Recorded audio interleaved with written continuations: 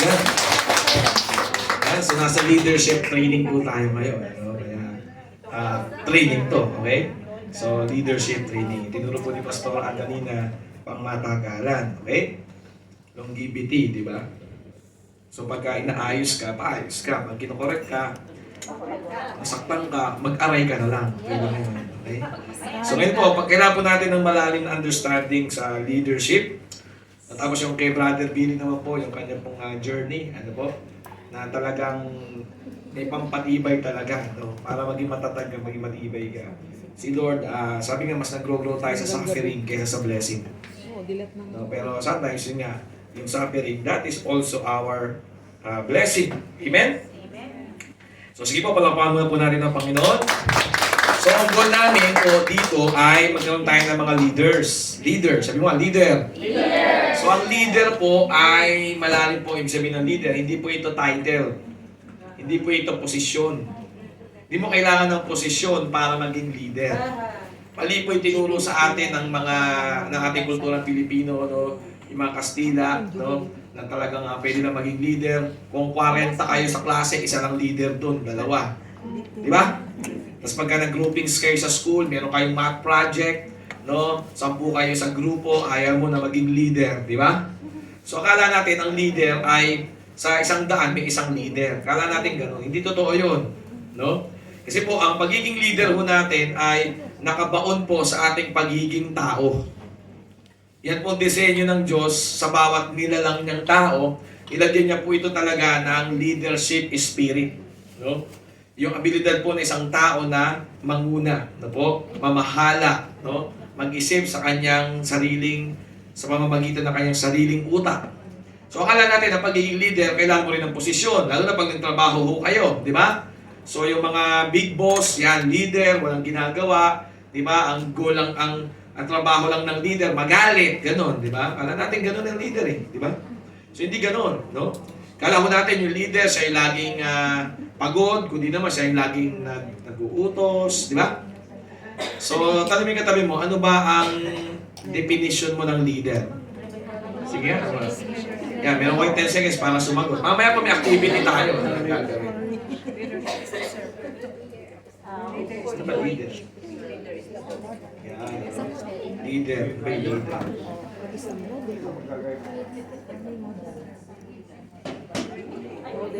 Why lead? How to lead? Who to lead? And when to lead?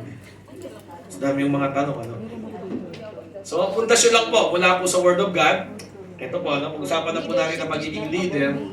Sana po makuha niyo yung konsepto, no? Yung magkaroon kayo ng understanding. So, wala pong definite na malinaw po na definition ako sa ngayon na patungkol sa leadership. Kundi po yung nakalagay sa Word of God, yung disenyo sa atin ng Diyos. Ito po, sabi po sa Book of Jeremiah, chapter 1, verse 5, ang Diyos po ay nagsasalita dito, sabi dito, pag-aralan natin. Sabi po ng Diyos, "Before I formed you in the womb, I knew you. Before you were born, I set you apart. I appointed you as a prophet to the nations." Yan, pagiging leader ho yan. Nakita mo, bago ka pa daw mailagay sa womb ng nanay mo, di ba? Sabi po dyan, before you were born, I formed you, before I formed you, bago kita nilagyan ng form sa womb, sabi po ni Lord, kilala na kita, I knew you. Magkakilala na tayo, sabi ng Diyos. Magkakilala na tayo. Kilala mo na daw ang Diyos doon bago ka pa magkaroon ng hugis sa womb. Okay? So sabi po dito, I set you apart. So ibinukod talaga kita. Kaya talaga hindi ka talaga basta-basta pwedeng sumama kung kanino lang. Nakabukod ka talaga. Sabi doon, set you apart.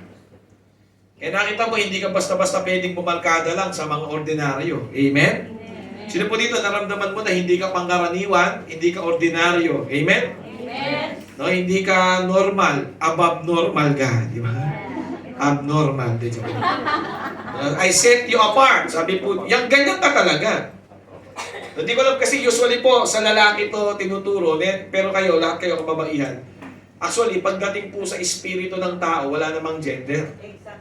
Di ba? Nagkaroon lang ng gender nung binigyan mo tayo ng katawang panglupa. no? Ng dalawang set, female tsaka male. Pero yung ating man spirit, no? You as a man, wala ka talagang gender. Kasi man is the spirit. No, man is a spirit being. So anyway, kailangan po masabi mo sa sarili mo dyan, ako ay binukod. Talagang kakaiba ka. Weird ka talaga kung sasabihin ng mga taga-sanlibutan. Di ba? Sabi dyan, I appointed you. So may appointment ka na kagad.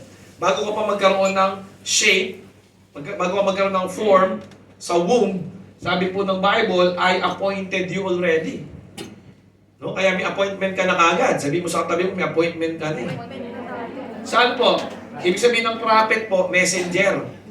Prophet means proclaimer of God's oracles. Prophet po yan.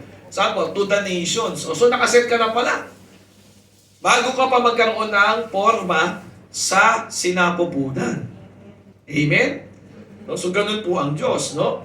At ngayon, paano masasabi na, tingnan niyo po, pinormahan ka, nilagyan ka na kagad ng disenyo ng Diyos bago ka niya ilagay sa sinapupunan. Kilala ka na ng Diyos. Ibig sabihin ng kilala ka ng Diyos, alam na niya ang iyong mga kakayahan, abilidad, gaano ka kataas tatalon, gaano ka kabilis tatakbo, saan ka mahusay, sa mathematics, sa civic at kultura, sa Pilipino, sa English, magiging mahusay ka ba sa pagluluto, magkakaroon ka ba ng interest sa pag-aayos ng mga hotel, rooms, and management, etc. Hello? Amen? Amen. Kung ikaw ba'y magiging taga-sayaw, taga-kanta, no? Saan ka ba mahilig na color, lahat yan, I knew you, sabi ni Lord. Kilala na kita, bago ka pa mailagay sa sinapupunan ng iyong nanay, bago ka pa magkaroon ng form, bago pa magsimula yung first trimester ng pagbubuntis ng iyong nanay. Amen. Amen. Sabi ng Diyos, kilala na kita, alam ko na mangyayari sa'yo.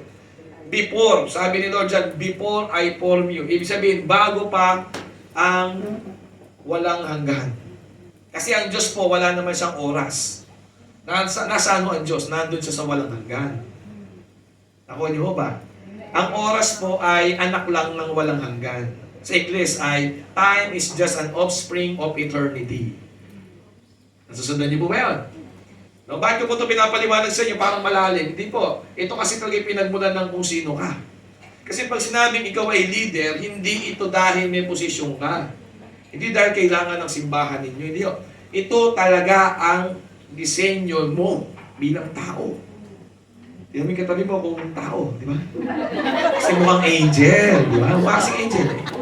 Fallen angel, di joke. Hindi fallen angel. Archangel, di ba?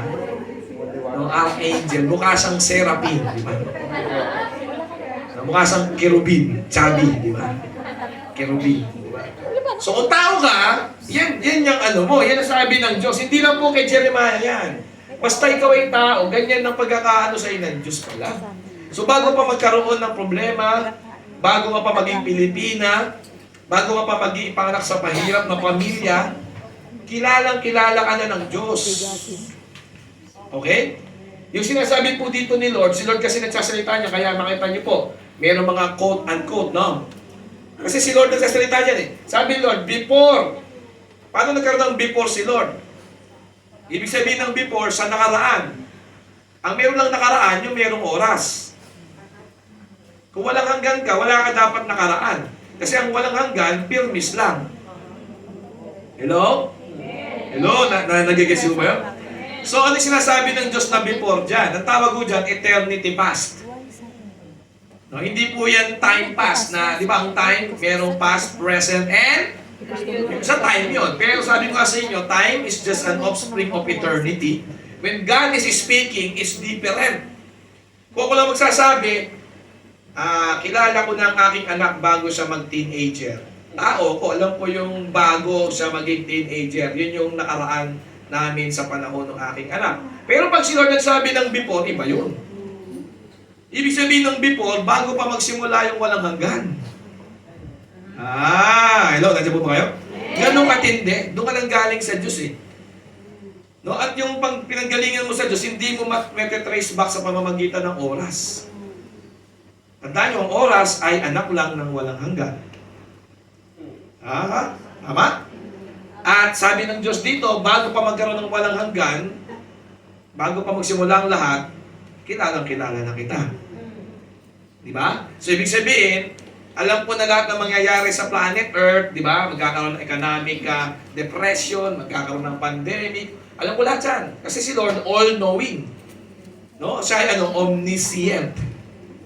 Remember? Our God is omniscient. Ibig sabihin, omniscience, alam niya lahat. Amen. So alam niya na lahat ng mangyayari. Kaya nga nilagyan ka na niya ng kakayahan, abilidad, galing, husay, diskarte, talino, interes. No?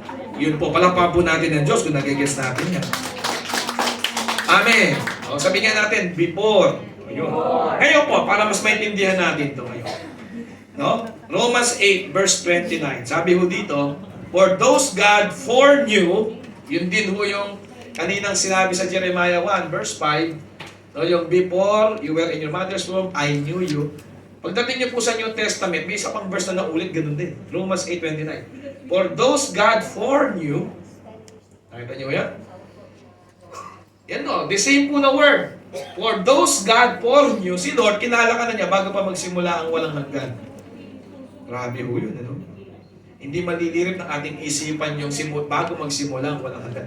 So yun yung foreknew. God knows you already. God knows every details of your womanhood. Parang gano'n. No? For those God foreknew, He also, eto pala tandaan, He also predestined to be conformed. Yan na. Ibig sabihin ng predestined, prepare niya yung destiny, predestined. He also predestined to be conformed to the image of His Son. Yun. Para malaman mo ngayon, kung ano ka talaga, kailangan po, alamin mo kung kanino ka kinopya na larawan. Kanino ka daw kinopya na image? To His Son, di ba? No, kaya kung gusto mong makilala talaga yung kung sino yung pagkakadesenyo ng Diyos sa'yo, kilalanin mo yung kanyang Son, si Jesus. That He might be, si Jesus daw, be the firstborn among many brothers and sisters. Kaya nga po si Christ, firstborn siya. Tayo po yung mga brothers and sisters. Sabi mo sa tabi mo, brother, sister. No? Saan tayo naging magkakapatid? Kay Kristo Jesus. Si Jesus ang panganay. Amen? No? So kung sino yung panganay, kukopyahin ng mga susunod na mga anak, the brother and the sister. Verse 30, tuloy natin. Tandaan mo kung sino ka, para alam mo kung sino ka. And those He predestined, ikaw yon. Ibig sabihin ng predestined, yun nga, bago ka pa ipanganak, prepare na yung destiny mo. Amen? Bago ka pa ipanganak, okay? So ikaw yung those He predestined, ito na pala tandaan. He also, ano sabi sa verse? He also called. Kaya pala may calling ka. Kasi nga, dinisenyo ka bago pa magsimula ang walang hanggan. Yan. Amen? Amen. Kaya nga sabi po dito, those He called, He also justified, through the cross, through the blood of Jesus, and those He justified, soon, yun nga po, He will also glorify. Kaya sa second coming ni Jesus Christ, bibigyan tayo ng bagong body, glorified body. Amen! Palapakan po natin ang Panginoon kung naiintindihan niyo. He will also glorify. So, tingnan niyo po. So, kilala ka ng Diyos bago ka pa ilagay at lagyan ng hugis sa tiyan ng nanay mo. Okay? At kilala mo rin dun ang Diyos. Kilala rin ho nating mga tao ang Diyos bago pa tayo ipanganak. Pero ba't nakalimutan mo? Kasi nga ganito nangyari. Pag pumasok tayo sa planet Earth, pag pumasok tayo sa creation, pag pinanganak ka bilang sanggol, ikaw ay naging sperm, ikaw ay naging egg cell, di ba? No, combination ka ng egg cell at sperm. Pagpasok mo dito sa creation, okay, mula ka sa Creator, si God, biglang nare-reset, nakakalimutan mo lahat. Pero may nilagay ang Diyos sa'yo na mekanismo na kapag ka tinawag ka niya, yan nga, maririnig mo. Narinig niyo ba ang tawag ng Diyos? Kaya pag tumugong ka sa tawag ng Diyos, gagamitin kita. Pag tumugong ka sa calling ng Diyos, ibig sabihin ng calling, pag narinig mo ang calling, ganito, ninanais mo. Sino dito nais mong magpagamit sa Diyos? Tawag ng calling. So pag may calling ka, ibig sabihin, yan ang patunay na mayroong nakaprepare na destiny sa'yo bago ka pa ilagay sa sinapupunan sa womb ng iyong nanay. Amen.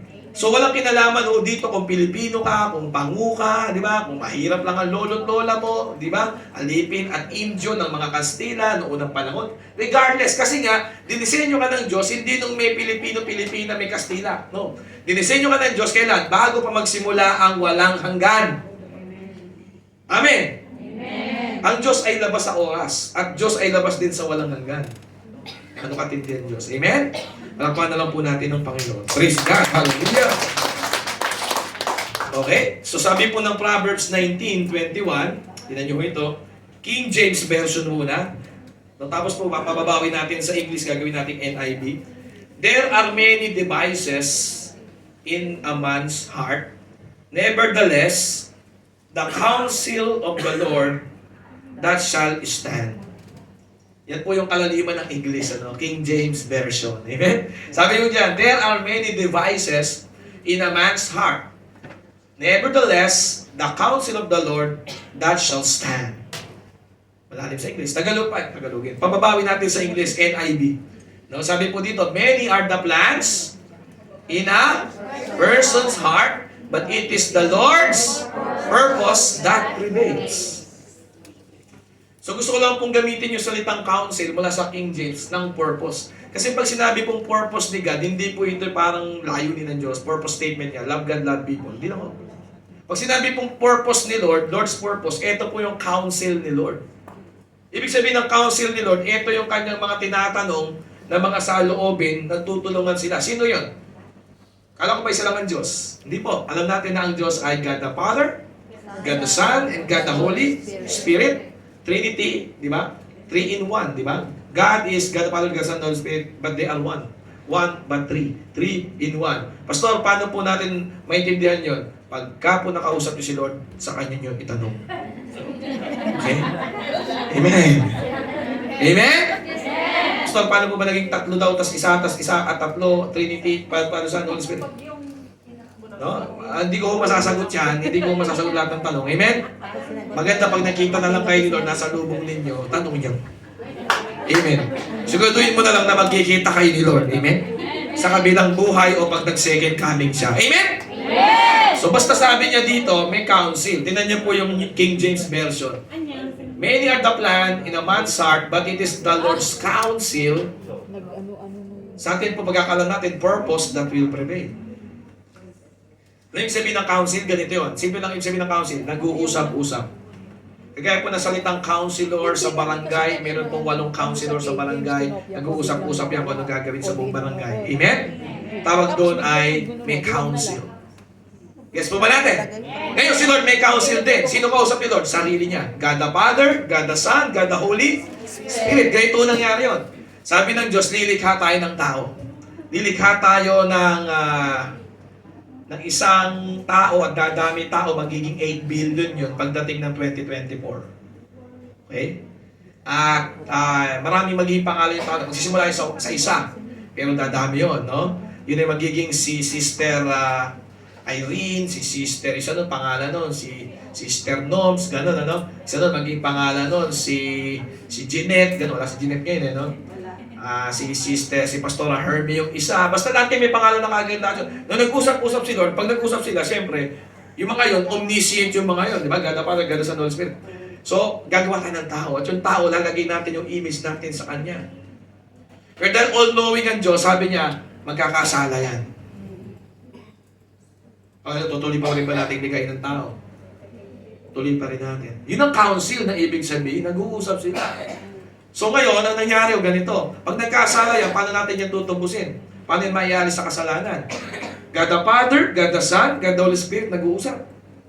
So sabi ng God the Son, sige na lang, likain pa rin natin yan, Daddy God. Sabi ng God the Son sa God the Father. Likain pa rin natin yan, pero pag kaya nagkasala, ako na anak mo, handa ako mamatay para sa kanila. Ganun na lang. Amen? No, parang banal na spirito ay pwede na uli silang puspusin kapag nalinis na sila ng aking banal na dugo. Nag-usap yung counsel of the Lord. Amen? Amen. Ganun ibig sabihin ng counsel of the Lord. Amen? So, sabi na, okay, approve. Gawa tayo ng tao. Diba? So, gumawa tao niya, kung natupad yun, nangyari yun. No? Kaya tingnan niyo po, Revelations 13 verse 8. Hindi po totoo na 2,000 years ago namatay si Jesus sa krus. Yung physical po, 2,000 years ago. Pero ito po, tingnan niyo po ito. No? Revelations 13 verse 8. And all the people who belong to this world worship the beast. They are the ones whose names were not written in the book of life that belongs to the Lamb who was slaughtered before the world was made. Hallelujah, praise God. Nakita niyo ho ito? Para lang magawa ka, para lang magdisenyo ka. Alam na agad ng Diyos magkakasala si Adan, si Eva, dadami ang tao, 8 billion people na po tayo ngayon. Amen? At alam ni Lord, para po tubusin yan, kailangan may magbabayan ng kanilang kasalanan, kamatayan. Amen? Ang babayan ng kasalanan nila, kamatayan. At may namatay, si Jesus Christ, yung God the Son. Pero hindi siya namatay 2,000 years ago. Sabi po sa Bible verse na ito, tingnan niyo po, to the Lamb who was slaughtered before the world was made. Ibig sabihin, binayaran mo na lahat ni Jesus.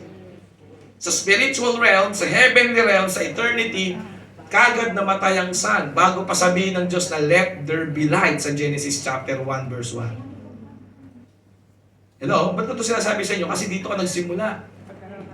Para lang maisilang ka, katakot-takot po na presyo ang binayaran ng Panginoong Diyos.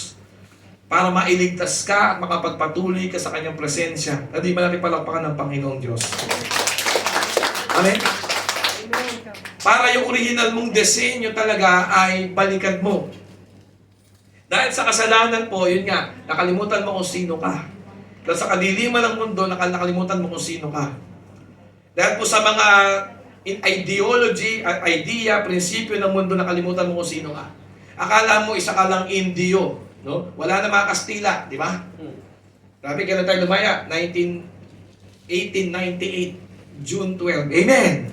Araw ng Kalayaan, 1898. Tama ba? Tama po ba? Araw ng Kalayaan natin, 1898 di ba? Ano na ngayon? 2024. Hanggang ngayon, nasa utak mo pa rin na alipin ka. Di mo kaya mag-lead, hindi ako pwedeng pakinggan ng mga Chinese, hindi ako pwedeng pakinggan ng mga Amerikano, hindi ako pwedeng pakinggan ng mga taga Abu Dhabi, UAE, Dubai.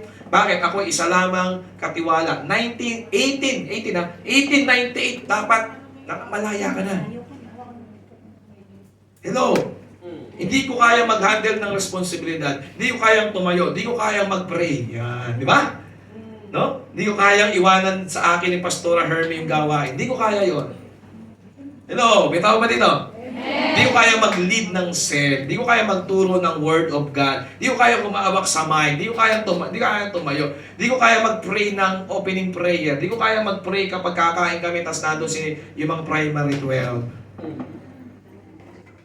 Nakita niyo po, 1898, wala na mga Kastila, pero tinamig katabi mo, sa tingin niya, hindi pa rin siya leader. Ako? Sabi nga ni Bishop Oret, ako? Anong magagawa ko? Pango lang ako. Mahirap lang ako, di ba? Grade 1 lang ang natapos ko. May back subject pa ako. Diba? Yung mga kanta natin, di ba? Napakasakit. Yan, mga OFW, yung kanta, Kuya Eddie, ang sinapit. Di ba? Kawawa ang mga Pilipino. Ganun lang o no? Para bang laging dapat may nagli-lead sa akin. Sino din ganyan naisip mo? Parang dapat lagi, hindi ako ang in charge. Kaya natin niyo po yung church ninyo mas mag-grow-grow kung lahat dito ready kayo mag-take charge. Somehow kaya si Pastora Hermie binigyan ng ibang work schedule ngayon para lumabas na yung pagiging leader ninyo lahat. Palakpakan natin ang Panginoon kung naiintindihan natin. Pero kung utak kang mahirap, utak kang api at injo at oppress, questionin mo yun. Ba't wala si Pastor Hermie? Hello? Sino ka ba? Ano ka ba? May kitabi mo, ano ka ba? Who are you? Alam niyo po kasi sa church, ganito. May attender sa church. Pag attender ka, ang gusto mo lang mag-attend. Kaya ang attender. At ang goal ni attender, mapansin kapag nag-attend. Kaya ang attender kailangan yan mag-greet, mabati yan. Ano yung katabi mong attender ka lang ba? Kaya no si attender, no? Pag hindi yan nag-greet, naku magtatampo. Kasi nga attender siya. Ang goal ni attender, ma-check ang attendance. Paano niya mararamdaman na siya po ay talagang na-affirm yung kanyang pagiging attender? Batiin mo ko, kamayan mo ko, ha? Kasi nga, ang goal ng attender, mag-attend. So, uli, pag-isipin mo, ako ba'y attender? Ang goal ni attender, mag-attend. Ang gusto ni attender, mapansin siya na siya ay nandun at present. Di ba? Ang attender, gusto niya attendance. Nati-check ang attendance. Present ka ba? Present! Di ba? So, kailangan po, ikamayan niyo ko, greet niyo ko, di ba? Pauwi na ako, magbabay ka sa akin. Attender. Pangalawa po, next level, si member. Si member, tagalogin natin, ang sabi na member, kasapi. Pero yung mga member, madalas nasasapian. Kasi nga, kasapi. Ang goal po ni member, ito ano ba yung sabihin ng member sa Tagalog? Kasama, yan, kasama. So pag dito sa church, hindi kang attender, next level ka, no? Member ako dito, yan. Ang member gusto niya, laging kasama. Kapag ka nagmirtihan, hindi na isama, magtatakbo yan. Member eh. O, halimbawa, magkakain ng noodles, di siya naisama. Yan. Okay, magsasamji sila, Korean barbecue, di nakasama. Tatakbo yan. Kasi bakit? Gusto ni member kasama. Kasapi siya lagi. Kaya pag hindi mo sinama, sasapian yan. Oh, tingnan mo yung katabi mo, wala naman sapi yan. No? Palayasin mo yung sapi niya. In Jesus' name. Member lang eh. Member lang eh. Pero may next level dyan, di ba? Yung next level dyan, follower. Yung follower, in short, disciple yun. No? At ibig sabihin ng disciple or follower is student. Ang gusto po ng mga follower, may matutunan kaya siya nagpa-follow. Sa Bible, yan din po yung word ng disciple. Kaya makita niyo, hindi naman binibilang po sa Book of Acts, nagsimula po yung early church, no? Sa Book of Acts, hindi po binibilang yung attender tsaka member, ang binibilang po disciples. And the number of the disciples were increasing in Antioch. Gumaganon. Diba? The number of the disciples in Jerusalem becomes 3,000 disciples nagpabaptize. Ang binibilang kasi, disciple. Yung attender, hindi. Yung member, hindi din. Pero yung follower o disciple, binibilang. Ano ba yung maging disciple? Maging learner kayo. Sabihin ng learner of life. So, ibig sabihin po nun, matetes, Montano, yan po yung Greek word ng ginamit ni Jesus na go and make disciple. Matthew 28, verse 19 to 20. So, at ibig sabihin po nito is ikaw ay maging follower, learner of life. At minsan ay matututunan ka sa buhay at maturity mo kapag hindi ka sinama. Amen? Amen ba? Hindi ka sinama sa lakad, matututo kang magpasensya. Amen? Amen. Anong goal po ng disciple o ng follower? Meron siyang nale-learn. Minsan may mali-learn kapag hindi ka binate. Amen. Amen. Lumalalim ka, kaya lang ba ako nagpapatuloy kasi lagi akong kasama, lagi akong hiningitian. Di ba, di ako pinapagalitan, di ba?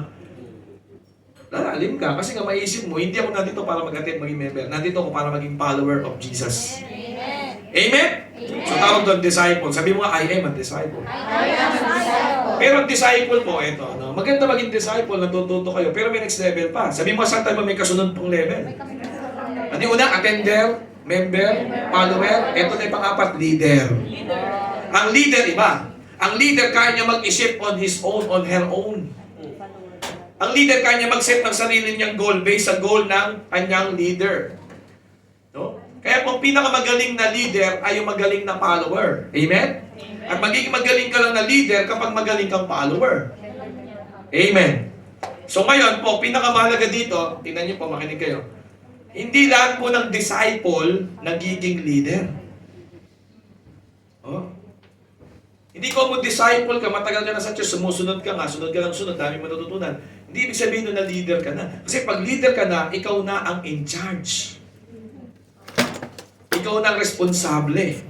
At handa kang mapagalitan, handa kang masisi, handa kang mag-improve, handa ka sa feedback, no, handa ka sa correction. No? Ibang leader. Kasi ang leader, he is responsible. No?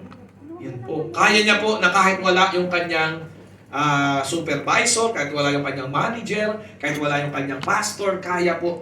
Sabi ko nga sa inyo, ako, 4 na Sunday na akong wala sa church namin. So, paano mandar yun? May mga leader ho ako doon. Amen? At in the first place, hindi naman ako namatay sa krus para sa kanila, si Jesus. Amen. At ang maganda, si Jesus ngayon po is omnipresent. Amen? Amen. So, habang nandito kami sa Hong Kong, umaandar din po yung Jesus Christ sa Pilipinas. Amen. Di ba? Basta may leader doon na talagang nakasold out kay Jesus. Nakita niyo yung idea? Amen? Eh kasi kung utak Indio tayo, utak ko tayong oppress, ape, yan po kabalikan ng pagiging leader, Eh, lagi ka naghahanap ng kung sino in charge dito, sino in charge dito. Ikaw in charge. Amen? Amen. Gagaling ka pa, sino ba in charge? Sino in charge? Ikaw in charge eh. Di ba? Kung sino mag-consolidate dito, ikaw mag-consolidate. Di ba? Sino mag-aayos doon? Wala mag-aayos ha? Ikaw mag-aayos. Lahat na napapasin mo dapat ayusin, calling yun. Natawag ka na ni Lord, di ba? Ikaw gagawa nun. Bakit? Leader ka na. Amen? Labas. Sabi mo sa tayo mo, lumabas ka na.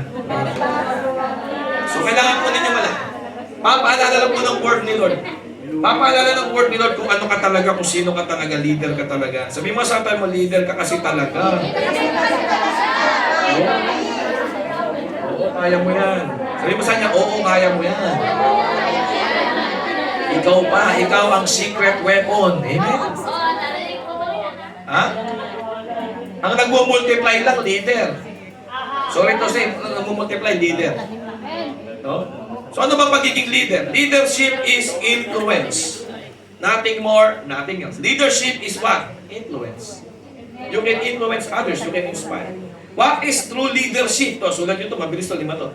Ano ba tunay na leadership? Ito, true leadership is not about control, but service.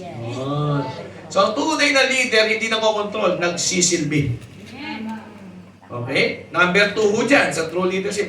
True leadership is not about power, but about empowerment. So, hindi mo gusto ng power. Ang leader na totoo, nag-empower ng iba. Kaya niya i-motivate, no? Kaya niya encourage. Yan po ibig sabihin ng true leadership. Hindi about power, but empowerment. Number 3, true leadership is not manipulation of emotion. True leadership is not manipulation of emotion. It's inspiration by modeling. Yan po ang pagiging leader, no? So, true leadership yan. Hindi ka nagmamanipulate ng damdamin, di ba? Hindi ka nag-gaslighting, di ba? Hindi mo sila pinapaikot sa iyong mga palad. Ini-inspire mo sila talaga. No, ini-inspire mo. Number 4, true leadership is not about people. It's about, ano po? Purpose. The counsel of the Lord. Amen? Ano po purpose? The counsel of the Lord. Yung plano ni Lord, salvation, di ba? His glory, no? Be revealed through the power of His salvation sa cross. So, yun ang counsel ng Lord, yun ang purpose. So, true leadership is not about people. No? So, hindi ka naghanap na maraming susunod sa iyo. Ang tunay na leader, magugulat kayo, wala siyang follower. Bakit? Lahat ng kanyang follower, ginawa niya ring leader kagaya niya. Amen. No? Amen? Kami po, we have active po ngayon na 8 pastors on our network. Marami tayong pastor po sa network ng G12. Ng mga nasa 20 plus pastor po yun, no? Pero yung aking so far na mga disciple, bawa kay Pastor Hermie, one of our network na pastor sila. One day, ang level nila dapat, kaya nila talagang mahigitan yung kami, yung ako. Yun ang goal ko. Hindi pwedeng laging forever nakasunod-sunod ka lang. Ang true leadership, hindi naghahanap ng tagasunod. Ang true leadership, yung number 4, no? Sama sa number 4 yan, is not having a follower, but you are helping your followers sila sa una, pero gawin mo rin silang leader kagaya mo. Kasi pagiging leader, you produce your own kind. Ang leadership is reproduction of your own kind. Yun ang ibig sabihin ng leadership. When I produce the same like me. Amen. Amen? Yun ang pagiging mabunga ko, di ba? Na kung ano ako, leader. Ano yung leader? Hindi yan control, service yan, paglilingkod yan. Hindi yan power, but empowerment yan. Hindi yan manipulation, but inspiration yan. Hindi yan tungkol sa tao, but tungkol yan sa purpose. So, ganun ako ngayon, magre-reproduce ako ng kagaya ko na leader din. So, hindi ako naghanap ng follower. May unang mga magiging follower ka, no? Pero gagawin mo silang leader kagaya mo. Kaya gusto mo maging leader kasi gusto mo mag-produce ng leader na kagaya mo. Amen. Kaya tawag sa'yo, leader of leaders. Okay? So, nandun ka ngayon sa ganung proseso, kaya ka nagpapatuloy sa simbahan, sa cell group, kaya ka nagbabasa ng Bible, daily devotion, kaya ka lumalalim, nagtatanong para lumalim. Kasi nga, dinidevelop mo yung nilalabas mo. Ibig sabihin ng development, nilalabas mo lang yung kung ano ka talaga. Yung original mong disenyo bago palikain ang buong sansinukob. Bago pa magsimula ang walang hanggan. unti-unti mo lang yung hinahayaang lumabas sa kung sino ka. Yun ang pagiging leader mo. Kaya mo talagang dumami kasi nga, pinapadami mo yung kagaya mo.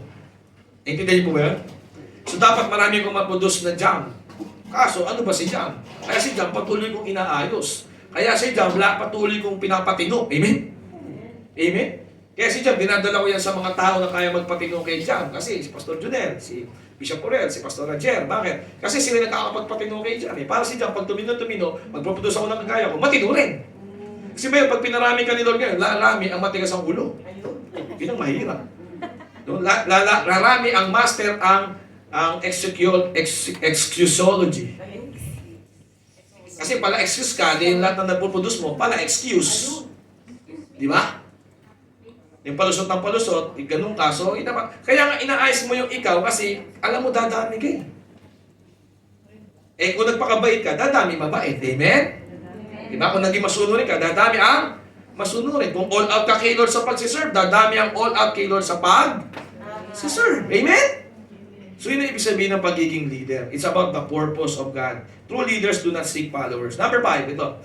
True leadership is about becoming more than doing.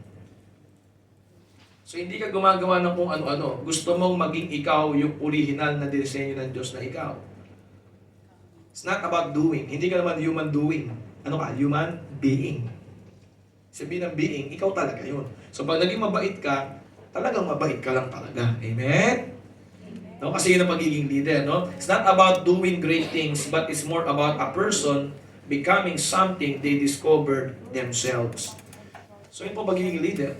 Leadership is self-discovery. Sabihin mo, self-discovery. You discover yourself. Kaya nga dapat, kaya mo talaga maging self-aware with Jesus. Huwag ka maging self-aware without God. Delikado yun. Masasanibang ka. Diba? You become self-aware with the Holy Spirit. Amen? Amen? So, kailangan maging self-aware ka. Eto ako, ano na ba ang nangyayari sa akin? No? Ano ba ang kaya kong gawin para kay Lord? Diba? Ito pala, dito pala ako tinatamad. Paano ko lalampasan ng katamaran? Paano ko lalampasan ng walang disiplina? Paano ko lalampasan yung pabaya sa pagbabasa ng Bible everyday? Dini-discover mo yun. Amen? No? True leadership is about becoming. That's why it is about self-discovery. Yung pinakamalungkot na tao ay yung taong hindi niya nakilala kung sino talaga siya. Diba? You know, kilala mo yung ex ni Catherine Bernardo, kilala mo yung ex ng kapitbahay mo, kilala mo yung kaaway mo, kilala mo yung teacher mo, kilala mo yung namumutang lagi siya. Isa lang di mo kilala, sarili mo. Diba malungkot yun? Di mo nakilala kung sino ka, how beautiful you are. Diba? Hindi mo na-appreciate yung ikaw talaga. So, kaya nga po yun ang danger dito. Pag di ka naging leader, you will remain unconscious for life. You will remain unaware of who you are. You will never discover your full potential. How amazing you are nung dinesign ka ni God before the foundation of the world. Di mo makikita yun. Di makikita ng mundo yun. Di ba? Merong bagay na ikaw lang makakagawa. Merong technology na ikaw lang makaka-invento. Merong kanta na ikaw lang makakaawit. Merong tula na ikaw lang makakasulat. Inintay ng mundo yung mga ganda mong likha. Kaso, hanggang di mo na di-discover yung sarili mo, pinagkakait mo sa mundo yung mga magagandang bagay na yun na ikaw lang ang makakapag-produce. Amen? Amen? So yun po yun. Napalakpan po natin ang Panginoon. Praise God. So yun po yung leadership is influence. Then, everything, listen to this, everything rises and fall on leadership. Everything rises or fall and fall on leadership. So pwede po tayong umayos, gumanda, dumami, lumaki because of leadership. At pwede ka rin bumagsak. Pwede rin bumagsak ang lahat ng institusyon sa mundo because of leadership. Everything rises and fall on leadership. Amen? Kaya, ang problema talaga natin is reinforcement of leadership. No? Sino kaya next year ang nandito pa din? Yan. Ha? Amen? No?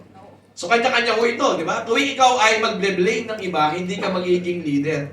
Kasi tuwing nakapokus ang energy mo para i-blame yung tao na yon, i-blame yung nakaraan na yon, okay? I-blame, sisihin yung mga nanakit sa'yo, tuwing uubusin mo yung lakas mo para manisin ng iba, hindi mo mailalabas yung galing mo.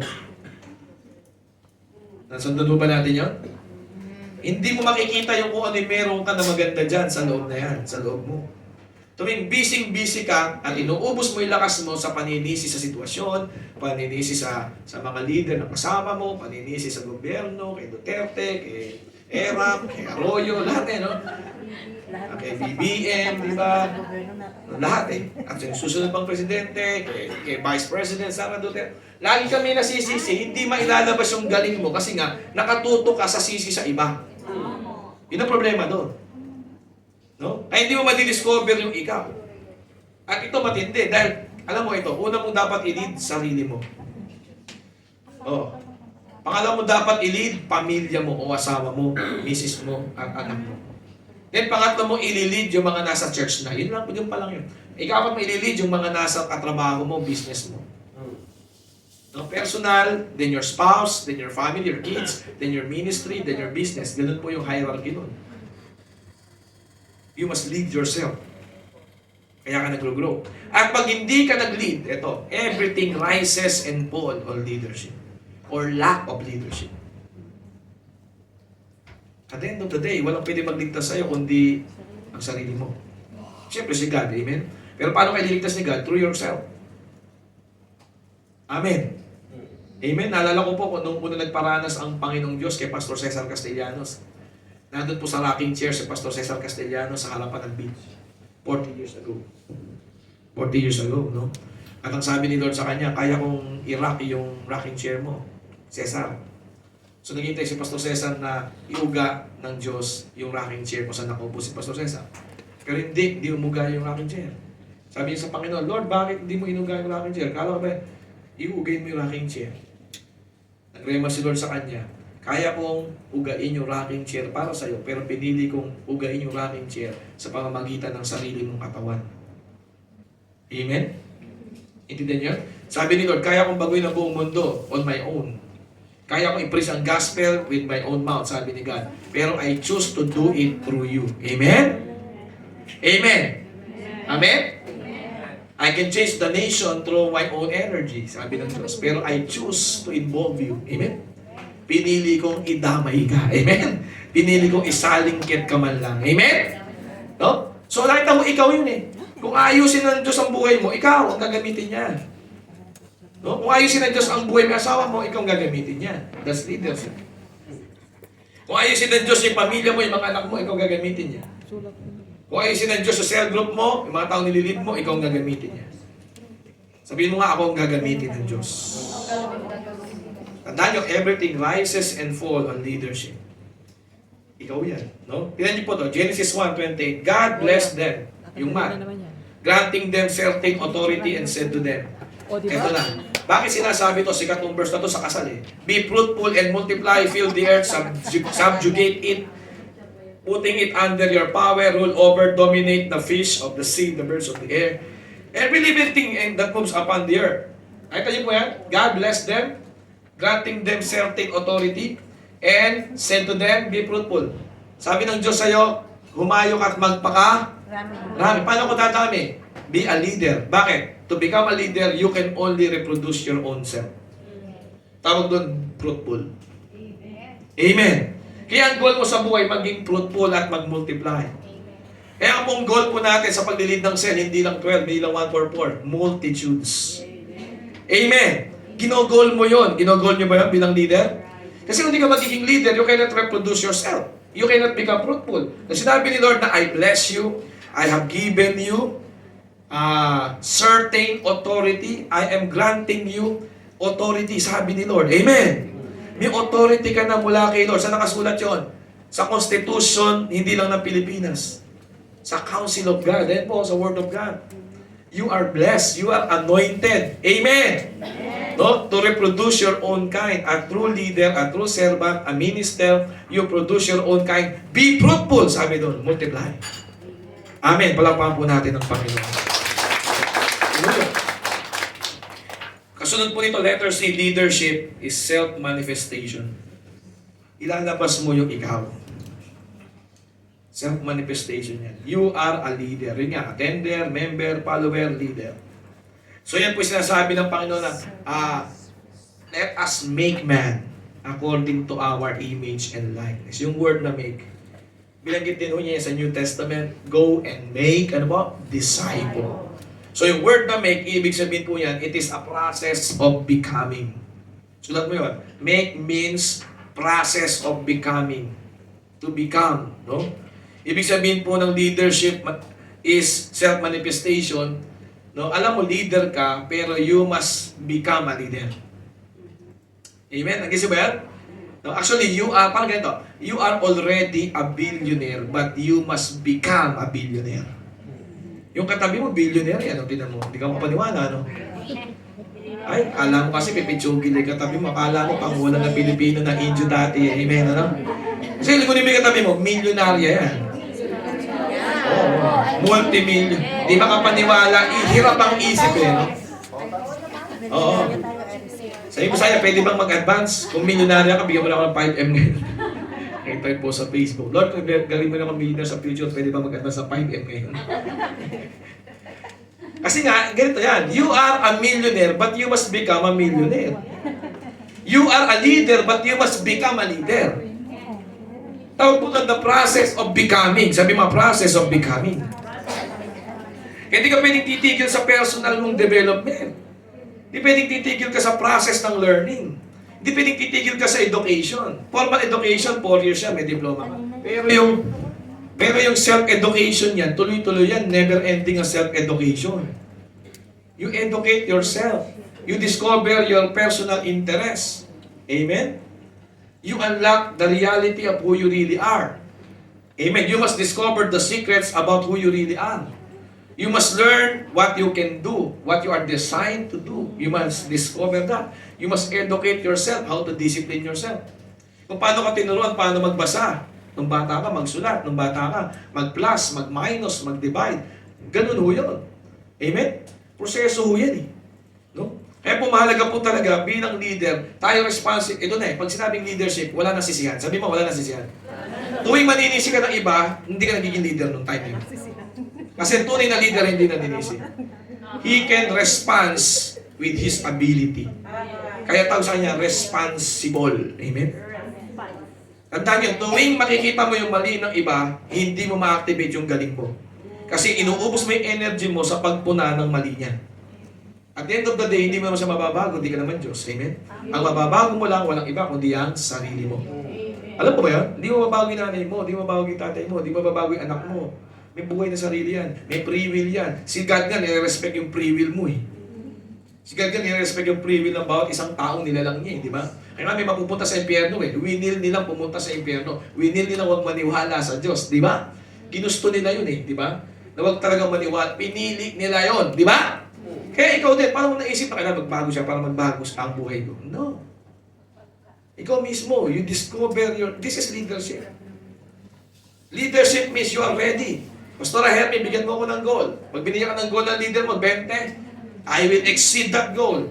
Mag-iisip ako, mag-strategize ako, mag-aaral ako, I will go beyond my limits para talaga yung goal na binigyan niyo sa akin, I can exceed it. Ganun ang leader. Amen?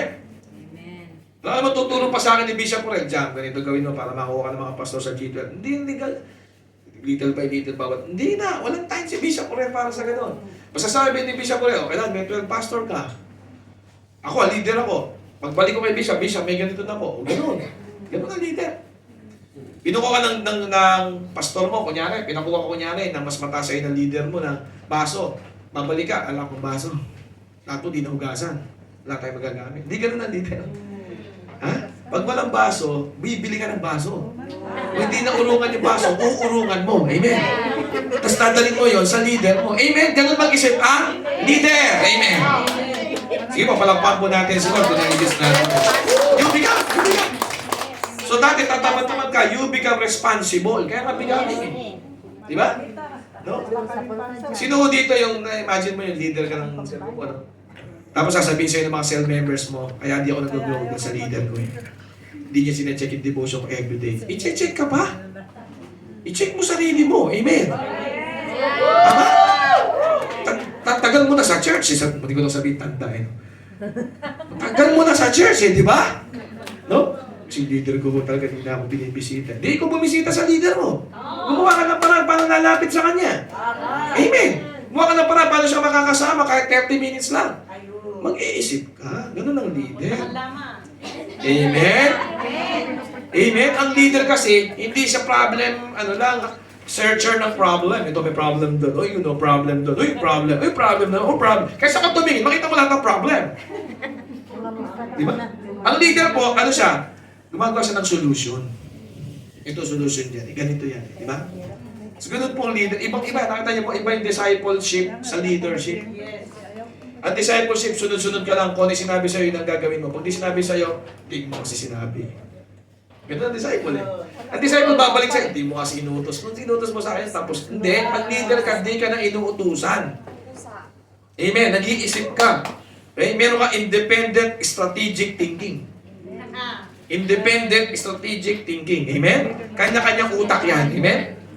No? So you become. No? There is something better than being yourself.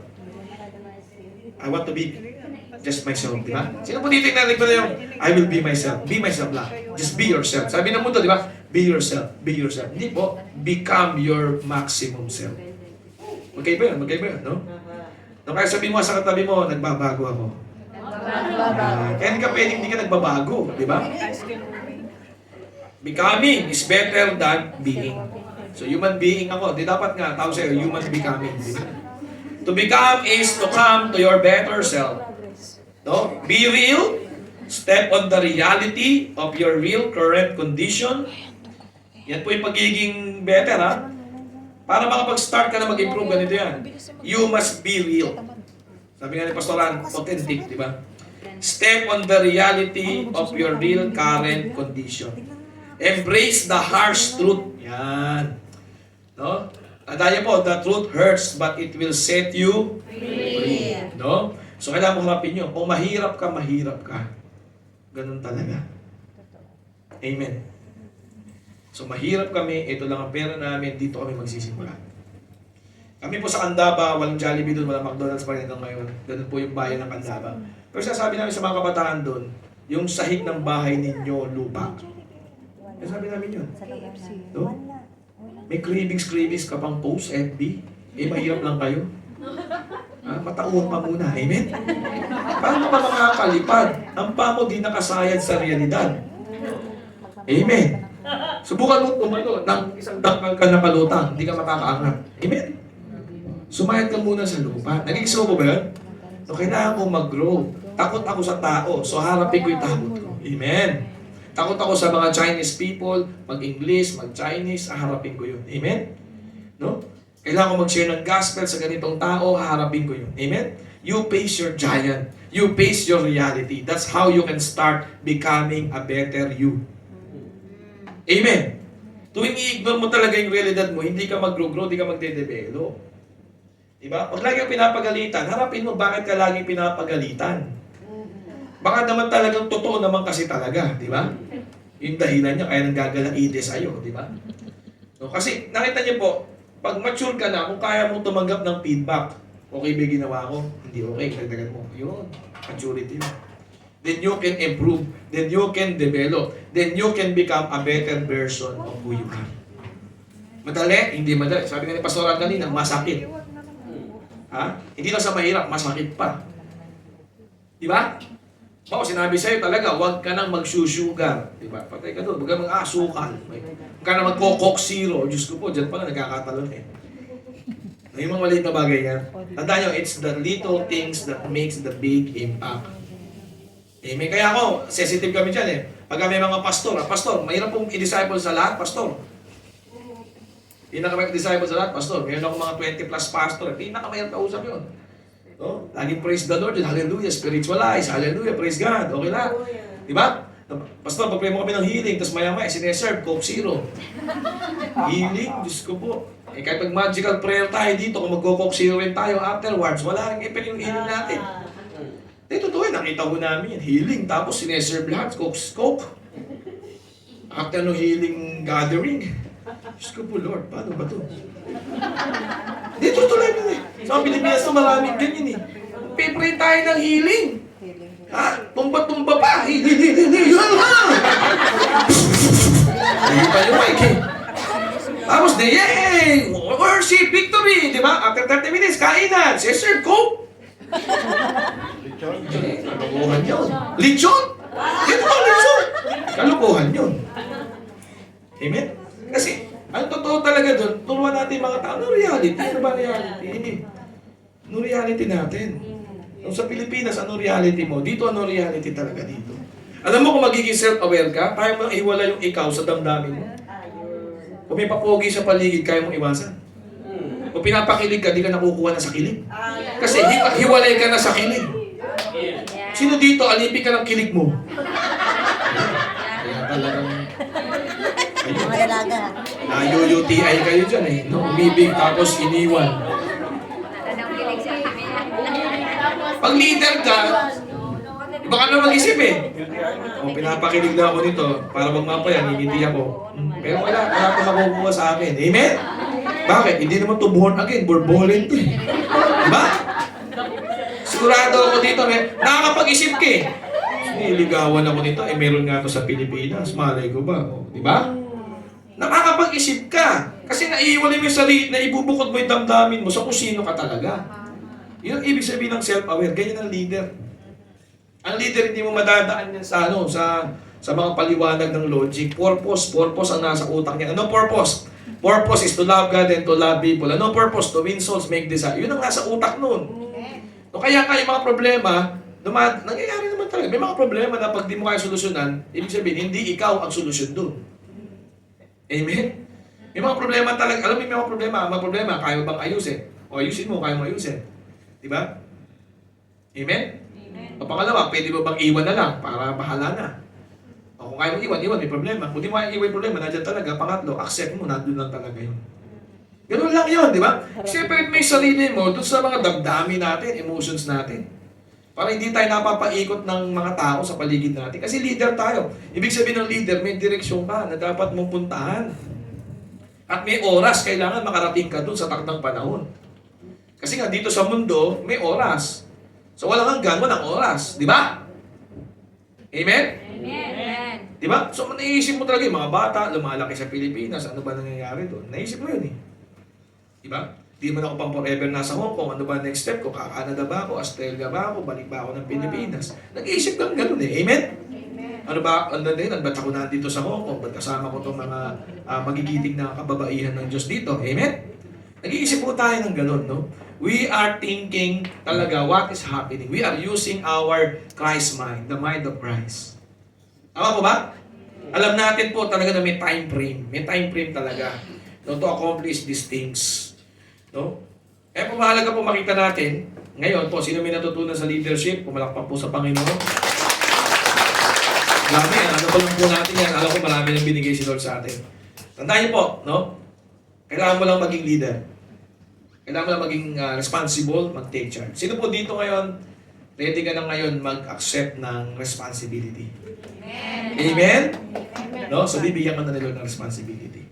No, at tandaan niyo po, hindi man malaki yun, maliit lang. Lagi nagsisimba, tandaan niyo si Lord sa maliit. Ang sabi sa Bible, ang napapagkatiwalaan sa maliit, pagkakatiwalaan sa malaki. Pero may kasunod pa, ang hindi napapagkatiwalaan sa maliit, hindi rin mapapagkatiwalaan sa malaki. Yan sabi ng Bible. Amen? Do not despise the small beginnings. No, sabi nga ng Milo, great things starts from small beginnings. Di ba yung kanta ng Milo? Nabutan niyo ba yun? Batang 90s. Milo everyday. Great things starts from small beginnings. So mag-start po tayo sa mga maliliit na responsibility na ibibigay sa inyo. For example, dito sa church, dito kayo ini-exercise, dito kayo pinagkakatiwalaan, dito kayo tine-train, ini-equip. Amen? No? At mahalaga po dito, tanggapin mo. Nandun nyo. Kaya nga, nakikita mo yung need, ikaw na kasi ang magiging solution sa need na yun. Amen? And that is leadership. No? Pag nagkaroon ng cell group, in relation po sa cell group, ikaw ang responsible sa cell group. No? Kaya kapag Sunday, o kaya kakakausap mo si Pastora Hermie, mag-take notes ka para pagdating mo sa cell group, nakaprepare talaga yung spiritual food sa cell. Amen? You are responsible for that. Hindi yung wala kasing cell gate na pinapamigay, wala kasing ginagawa na sa church namin, wala man lang ko photocopy ng mga outline. Hindi ganoon. Amen? ikaw kasi leader, alam mo na you are responsible. No? Mapunta dito yung mga tao, madala sila dito, that is leadership. Yung family mo, yung mga anak mo, madala mo kay Lord, that is leadership. I mean, ikaw, yung sarili mo, maalagaan mo, di ba? That is leadership. Nung ma-discover mo yung sarili mong voice, that is leadership. Kaya mo articulate sarili mong opinion, that is leadership. Amen? So, hindi ka naman ginawa ditong sunod-sunuran lang, di ba? Hindi ito yung ganung church. Dapat you can stand on your own one day. Amen? And you know who you are. You are created according to the image and likeness of our God. Amen? Yun ang malala. Palakpakan po natin ang Panginoon. Okay? So,